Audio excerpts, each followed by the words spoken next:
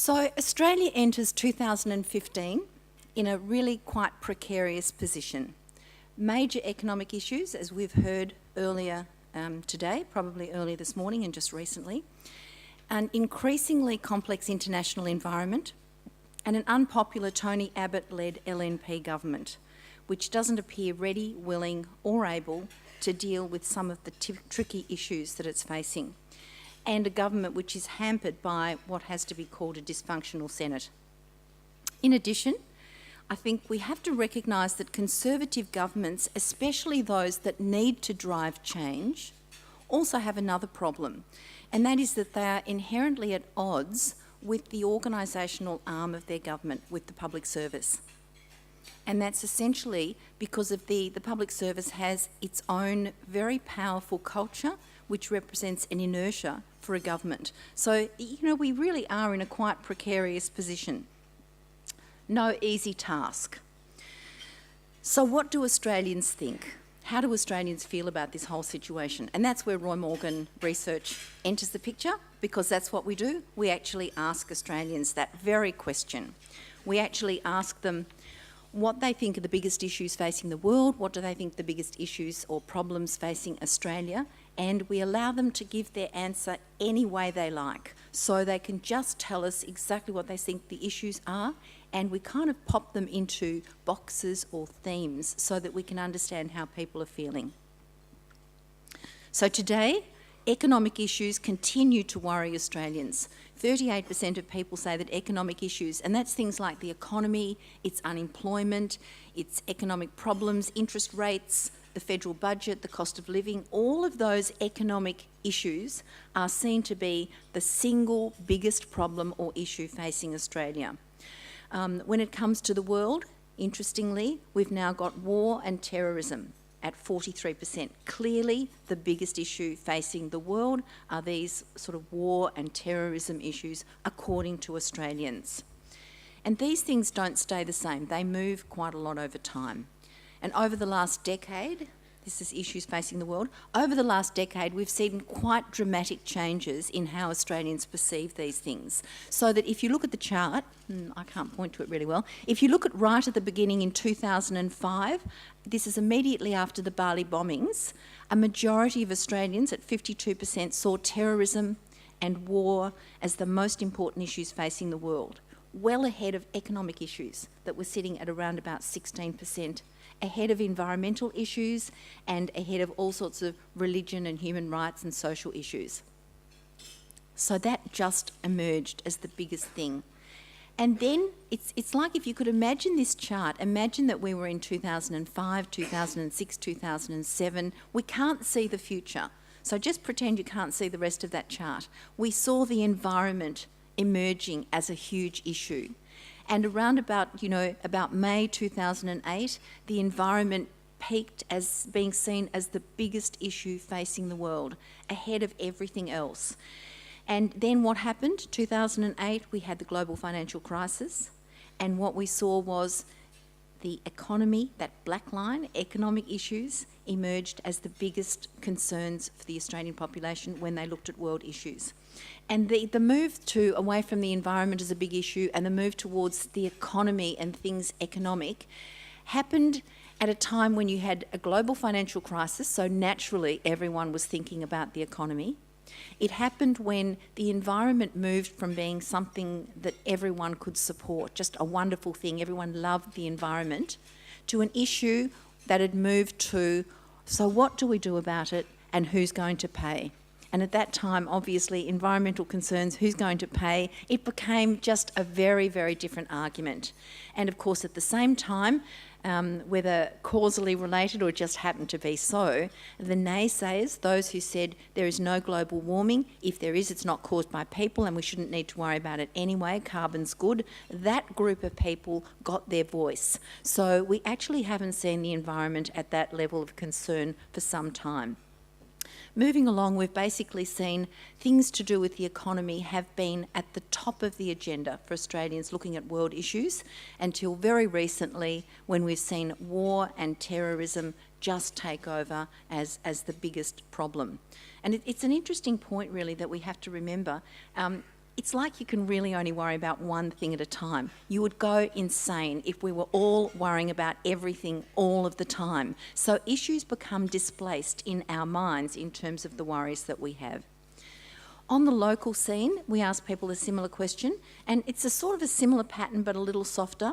And the key thing that we're seeing now is, for the last little while, economic issues have just been the biggest concern for Australians. So it's been front and centre for some time, and even though we're seeing war and terrorism emerge, that's jumped from, see, the red line was running along the bottom, was high in 2005, then it ran along the bottom as a very minor concern. It's escalated now, but it still hasn't overtaken economic issues. So what we're seeing is that the economy is the lens through which all Australians are seeing the world. So, you know, in a group of people who are really experts at economics, and with Warren Hogan here, I'm not the person to talk about all of the economic issues, except to say Roy Morgan tends to think that there are a few measures that need to be looked at all the time. Consumer confidence is one of them, business confidence and unemployment. And we think those are the three key things that you need to keep an eye on in terms of having a handle on the health of the economy. So with Warren, with the ANZ Bank, we measure consumer confidence, and Warren's obviously got a later figure than I have, despite the fact that I've just come from Roy Morgan Research. But consumer confidence I have at 111.7 and business confidence at 114.9. So these are sort of middle of the road measures. They've been a lot higher, they've been a lot lower, but they're in positive territory in that they're above 100. So anything above 100 says there's more optimism and positive feelings. Anything below 100 says, on balance, we're feeling negative and pessimistic. So the business confidence there, you can see the trend. Probably the key simple trend is to say that it's been down since that 136.3 when the LNP came to government. So business responded very positively to that, and it's kind of been downhill since then. In terms of consumer confidence, the trend is not that dissimilar. That 90.4, that very low point, was the GFC. Then the 122.3 is actually when we had the change of government. And the earlier part, where you've got that trend data up to 133.2, is essentially the Howard LNP government era, when things were going really well. Regardless of which side of politics you come from, you had low unemployment, you had consumer confidence going high, you had growth, you had really good things. And in fact, I have to say, at that point we thought we might need to rebadge that consumer confidence measure, because, you know, sitting in that high level was just a bit silly. But lo and behold, it came down again. But with those levels of consumer confidence, we are nowhere near as confident as our Asian neighbours. So if we look at this again, we do this with the ANZ, just picking out a few. With Australia a little over 100, Indonesia's way up there, 153.6 in consumer confidence. China, not much below that, 151.8, and New Zealand at 120.9, 128.9. New Zealand is beating us in consumer confidence. Unemployment, according to Roy Morgan Research, is at 9.8%. And at 9.8%, it is far too high. That tells us that there are 2.3 million Australians unemployed or underemployed. And young people, as we've heard earlier, I think from Warren, are hit the hardest. With young people, it's about double that. So the unemployment figures that I've just talked to you about, Roy Morgan at 9.8%, are substantially higher than the ABS numbers, which have unemployment sitting at about 6.4%. That's the first thing you see on that chart, the different numbers. And the other important thing you see on that chart is that it's a bit like a jaw opening, isn't it? Since the global financial crisis, Roy Morgan's unemployment measure has systematically increased. The ABS estimate has been a very, very gentle increase in unemployment. The data that we collect is based on the same question year in, year out, and it simply asks people if they're employed, full or part-time, and if they're not, whether they're looking for work. If they're looking for work, we classify them as unemployed, and that's a function of the number that are unemployed divided by the workforce. To be unemployed, according to the ABS estimates, it's a much tougher job. You've actually got to have been actively looking for work for the previous week. If you've worked even 1 hour of unpaid work, you won't be classified as unemployed. So when I speak to the ABS people, you know, they're very well aware this is a classification thing. It's a different question, it's a different measure. And they say quite openly that the ABS estimates are missing out on those people who've given up looking for work. And I think that explains why, at a time when we all know people who've lost their jobs, we all know kids who can't get their first job, you know, the general feeling around Australia is that unemployment's more like 10% than 6%. You know, about 60% of Australians say that. We really have a situation where the currency, the ABS estimate, is not representing the real number of people who are unemployed. And we've seen the Gallup organisation, Jim Clifton, came out, I think it was just last week, talking about the big American lie, because he's saying exactly the same thing. He's saying that the American unemployment figures are not accurately representing the true unemployment. He relates that also to the number of people collecting food stamps and says that's higher than the actual number of people claimed to be unemployed. So it does seem around the world, I don't want to say it's a conspiracy because then I'll sound like a nut, but I think around the world everyone seems to be saying, you know, what's unemployment in your country? Well, the official number's this, but it's really that. And I've heard that from people about South Africa, I've heard it about Greece, I've heard about everywhere. So there just seems to be this real desire to make our unemployment number lower than it really is. And I think that's really dangerous because what it does is it doesn't allow the policymakers, the government of the day, and the people who need to make decisions to improve employment, create jobs and do things about it, they're working on the wrong numbers. So also the other point which I want to make is that when you look at, in case you think I'm just a Roy Morgan person who is quite nutty, the ABS total hours worked has actually dropped substantially. So December 2013, there were 1,634 million hours worked.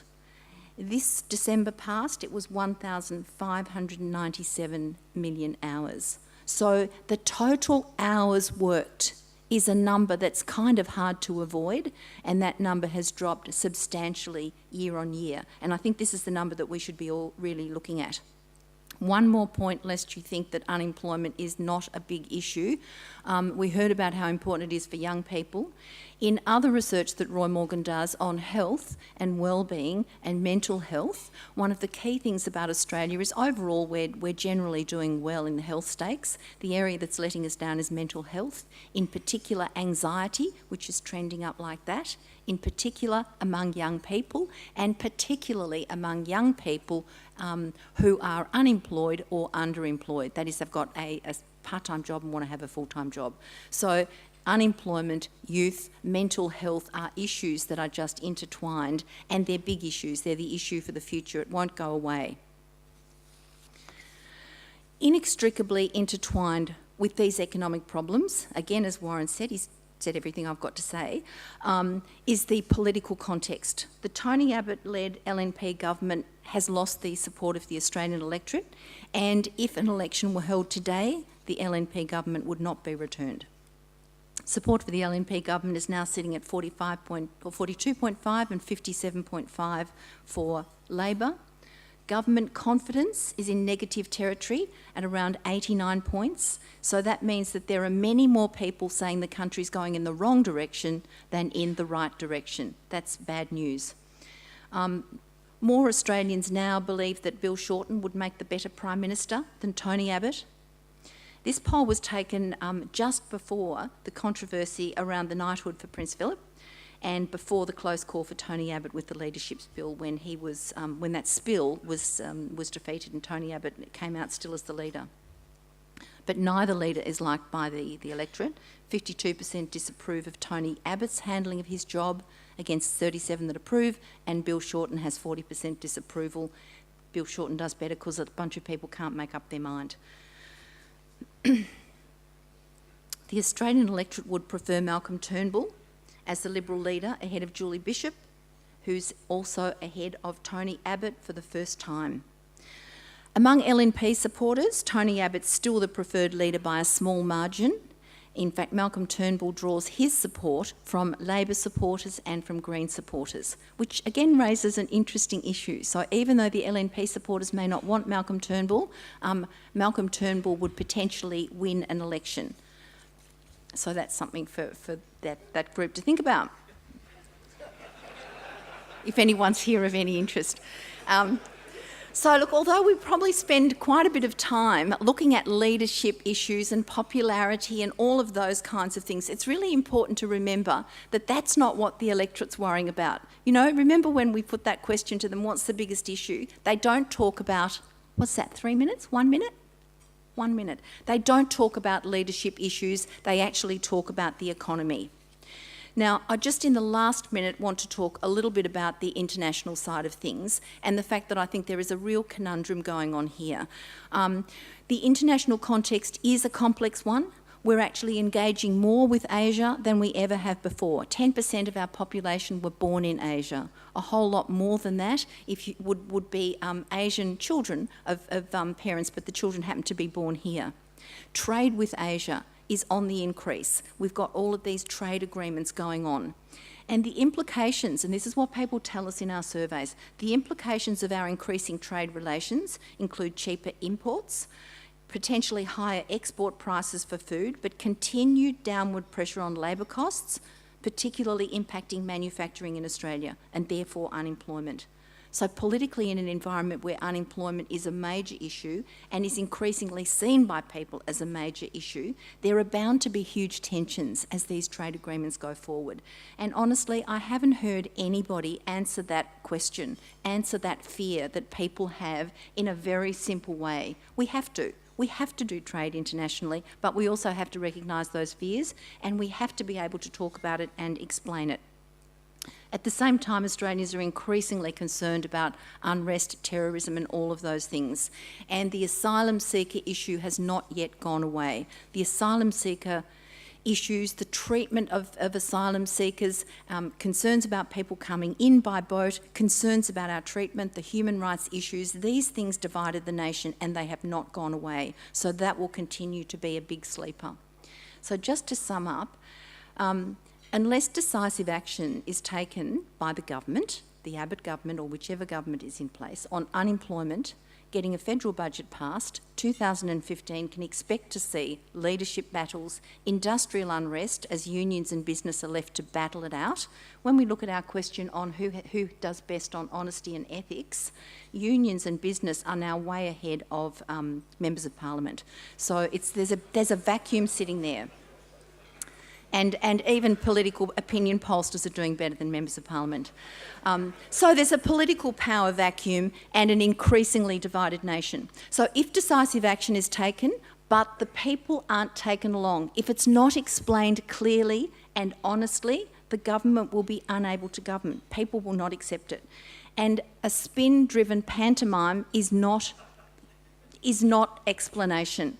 You know, the people want explanations, they want them in their language and they want to know what are we doing about it and how is it all going to play out. The only hope is if the government is able to do what needs to be done but actually really understand the fears of people, speak to those fears, explain them and do what's absolutely necessary. I'll leave it at that. Thank you.